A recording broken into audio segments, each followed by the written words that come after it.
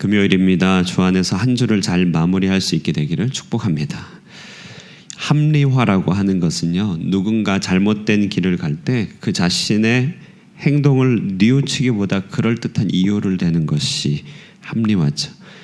그래서 합리화는 자기 자신을 잘못을 계속 부인합니다. 그리고 심지어는 자신의 행동이 옳고 더 나아가서 바람직한 표준이라고까지 제시하는 것이죠.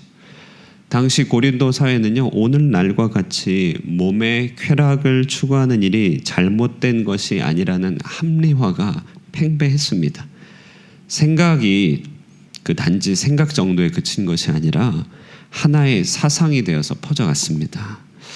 앞서 묵상에서도 말씀드렸듯이 비너스 숭배와 공공연한 매춘이 일상화된 문화를 살다 보니까 사람들은 쾌락에 익숙한 몸이 되었던 것입니다. 그러나 참 이율배반적이게도 수준 높은 철학을 추구하면서요, 고상한 사람이 되고 싶었습니다.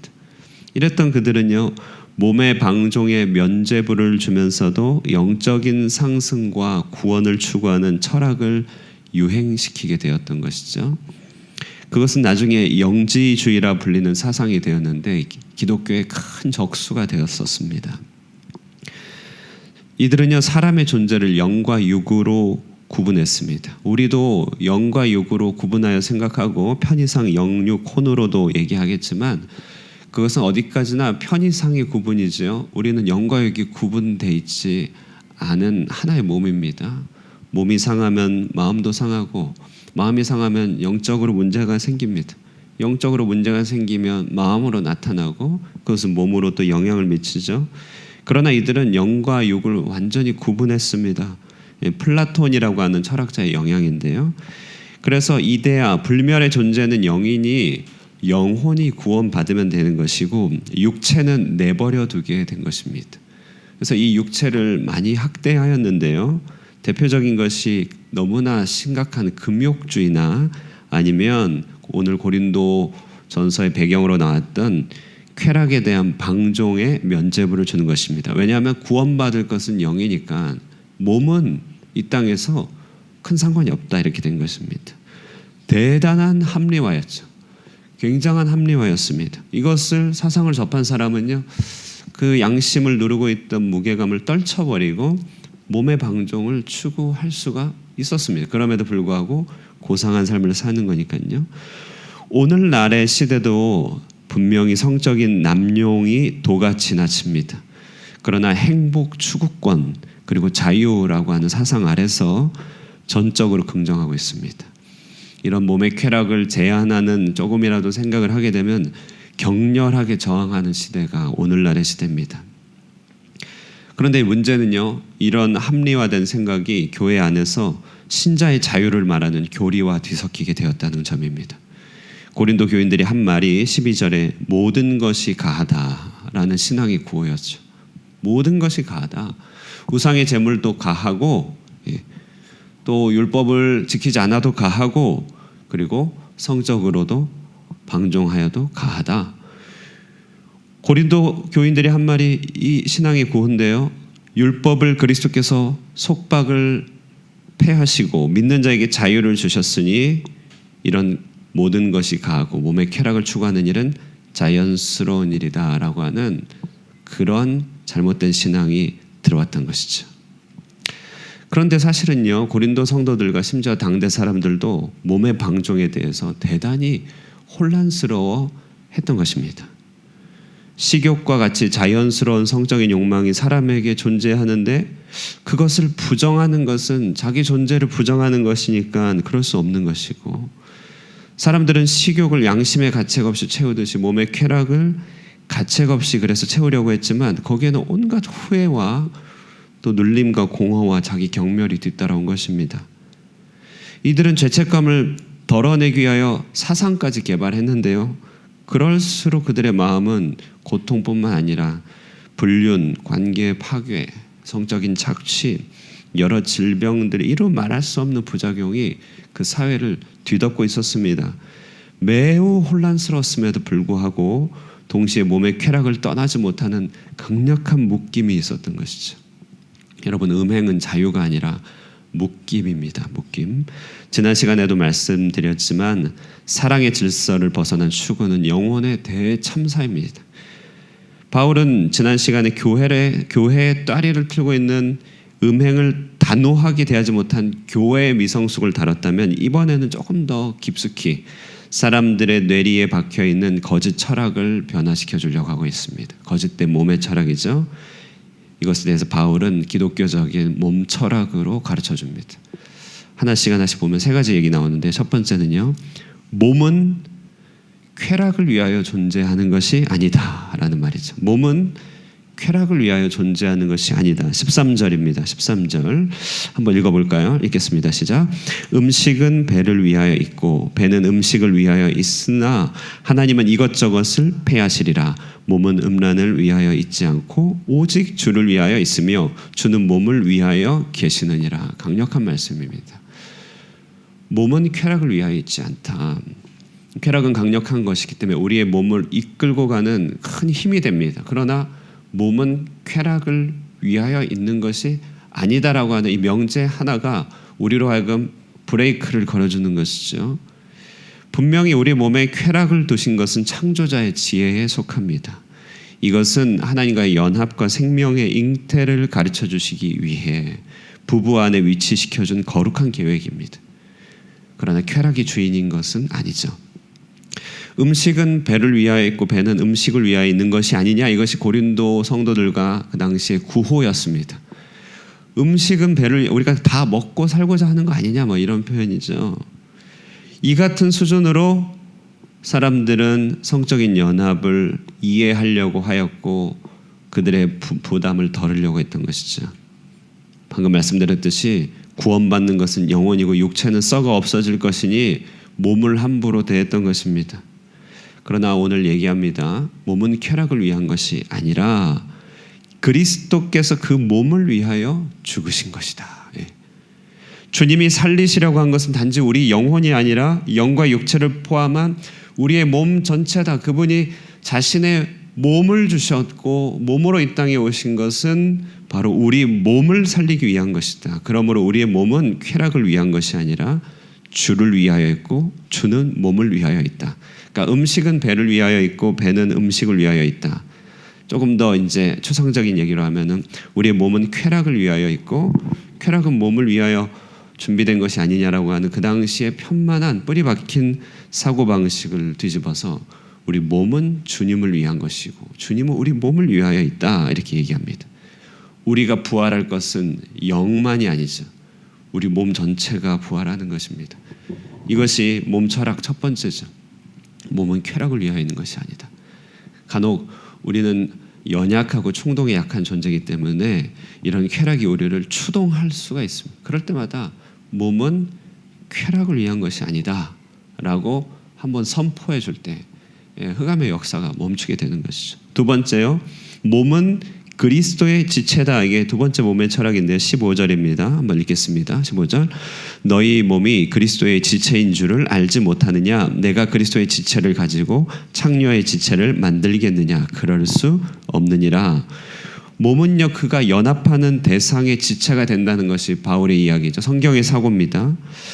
우리 사람은요, 근본적으로 그리스도와 연합되어 그의 신체 일부가 된 것입니다. 우리는 그의 장기고 그의 신체 일부죠. 우리는 지체, 그의 지체입니다.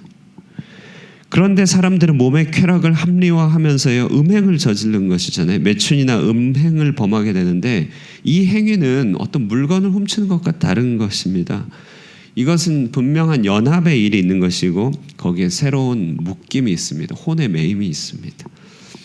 그러므로 새로운 연합, 잘못된 새로운 묶임은요, 그리스도의 몸에서 갈라지게 되는 몸의 원리가 되는 것이죠. 16절 하반절 보면 둘이 한 육체가 된다. 이것은 창조 원리잖아요.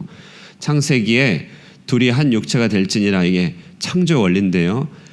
똑같은 그 창조의 원리가 오용됨으로써 음행으로서 그들은 그리스도에게서 갈라지게 되는 것입니다. 음행이 무서운 것은 그리스도와 분리가 있기 때문에 그런 것이죠. 예. 새로운 연합이 있는데 그것은 잘못된 연합입니다. 바울은 이런 음행이 자기 몸에 대한 대단한 경멸임을 보여줍니다. 엄청난 학대입니다. 18절 음행을 피하라. 사람이 범하는 죄마다 몸 밖에 있거니와 음행하는 자는 자기 몸의 죄를 범하느니라. 아침에 입에 담기 그렇지만 간혹 미성년자에 대한 성적인 범죄나 아니면 가정 안에서 나타나는 그런 성적인 범죄를 뭐라고 얘기해요? 엄청난 성적인 학대라고 하죠. 굉장한 범죄죠. 왜죠? 그 엉뚱한 연합, 그러니까 말도 안 되는 연합이 준비되지 않는 영혼에게 가해졌을 때 그것은 이루 말할 수 없는 그 충격이고 뭐 끔찍한 일이죠. 그런데 음행은 우리 자신의 몸에 대한 그와 같은 경멸임을 알지 못한다는 것입니다. 그러므로 바울은요, 요셉이 보디발의 아내의 유혹을 피하여 도망가듯이 음행이라고 하는 실체에 대해서는요, 생각조차 머물지 말고 피할 것을 얘기해 줍니다. 얘기해 줍니다. 다만 음행의 영적인 본질, 그것은 하나님의 성을 창조하신 바 고독과 외로움의 문제죠. 연합에 대한 그리움입니다. 그리고 체스터턴이라고 하는 러시아 문호는요, 사창가를 배회하는 영혼마다 실은 하나님을 찾고 있는 것이다, 이렇게 얘기했습니다. 그러니까 이제 음행의 범죄 자체가 굉장한 한 그리움을 내포하는데 진정한 연합에 대한 인간의 깊은 갈망을 얘기하는 것이죠. 그러므로 음행의 유혹에 대해서는 합리화할 것이 아니라 연합의 재기를 찾아가야 되는 것이. 이것이 이제 내일 나타나는 이 결혼에 대한 규례, 이제 혼인에 대한 규례로 연결되는 서론 역할을 하는데요. 17절에 주와 합하는 자는 한 영이라 얘기했죠. 성은 혼인 관계 안에 두어야 하는 것이고 그것조차도 하나님을 향한 예배가 되어야 됩니다. 쾌락은 우리를 구원해 주지 못합니다. 사람들은요, 꼭 구원자처럼 쾌락을 생각합니다. 그러나 우리는요, 5 남편을 두었던 여인에게 예수님이 특별히 예배를 가르쳐 주셨다는 점을 기억해야만 하는 것이죠. 몸은 그리스도의 지체입니다. 음행의 영적인 본질은 참된 연합의 추구입니다.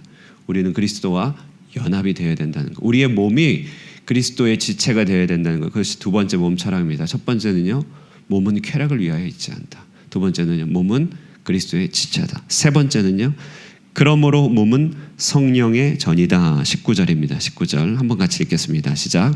너희 몸은 너희가 하나님께로부터 받은 바 너희 가운데 계신 성령의 전인 줄을 알지 못하느냐.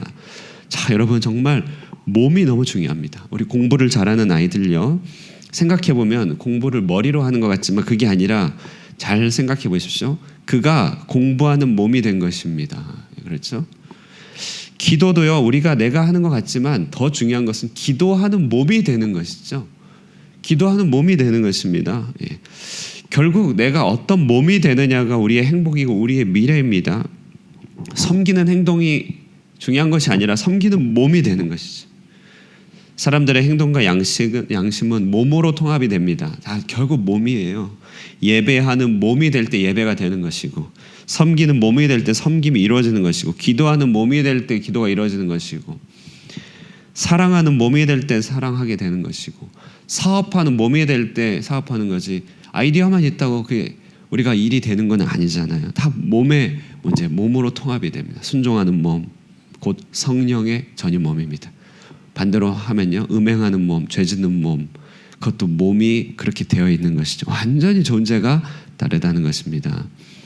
사랑하는 여러분, 우리는 몸의 일부 기능과 일부 즐거움을 따로 떼서 다룰 수가 없습니다. 그건 대단한 분리이고요, 우리 자신을 반으로 쪼개는 일, 고통의 멍해입니다. 거기에는 공허가 있죠. 몸은 전체라는 것이에요. 우리 몸에 두신 즐거움은요, 사랑의 질서가 있어야 되고 그것도 전체로서 하나님을 향하여 나가야 되는 것이죠. 그러면 로마서 12장 1절에 말합니다. 내 사랑하는 형제들아, 내가 모든 자비하심으로 너희에게 권하노니 너희 몸을 하나님이 기뻐하시는 거룩한 산 제물로 드리라. 이는 너희가 드릴 영적인 예배니라. 그만큼 몸입니다. 몸. 말씀의 결론을 맺으면서요, 이제 이 시대가 워낙 이러니까 우리 주변에 상처 입은 몸, 죄에 물든 몸을 생각하지 않을 수 없습니다. 상처에 입은 몸, 죄에 물든 몸, 그래서 갈려진 몸, 찢겨진 몸 어떻게 할 것이냐? 그것은 한 가지밖에 없습니다. 보혈을 의지하면 됩니다. 그리스도의 보혈을 의지하는 믿음이 몸의 거룩과 정결을 회복시켜 줍니다. 정말 그렇죠. 우리 집에 대하여 주의 보혈로 덮어주시고 우리의 거리, 우리의 생각, 우리의 보는 바를 주의 보혈로 새롭게 하여 주시고 주의 보혈로 만물을 정결케 하여 주시고 내 모든 행사를 거룩하게 하여 주시옵소서. 그러면 정말 회복이 되는 것이죠. 보혈이 우리를 회복한다는 것입니다.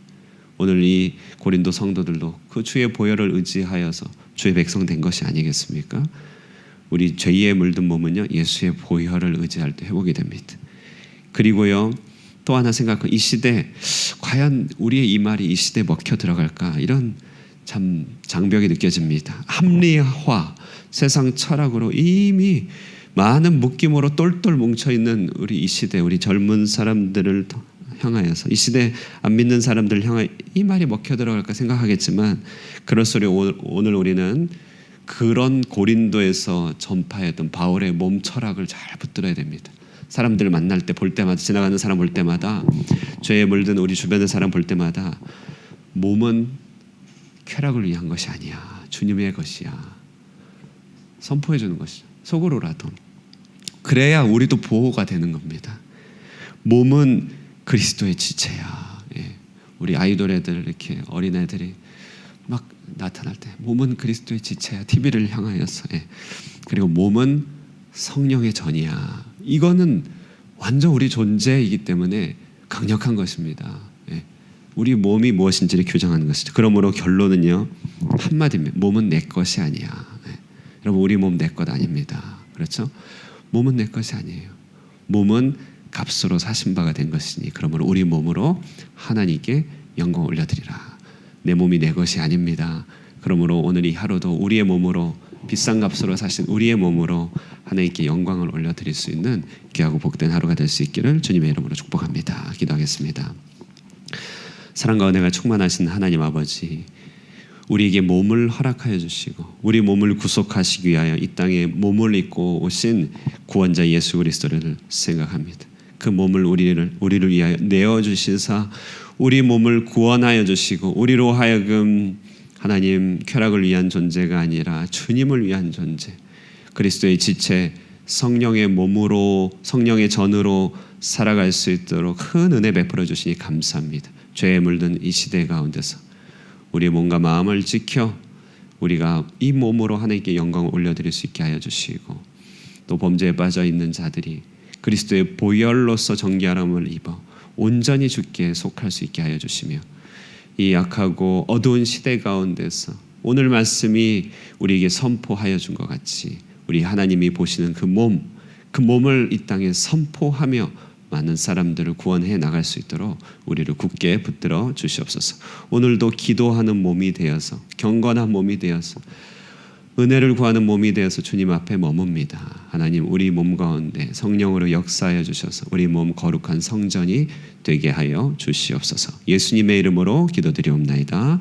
아멘.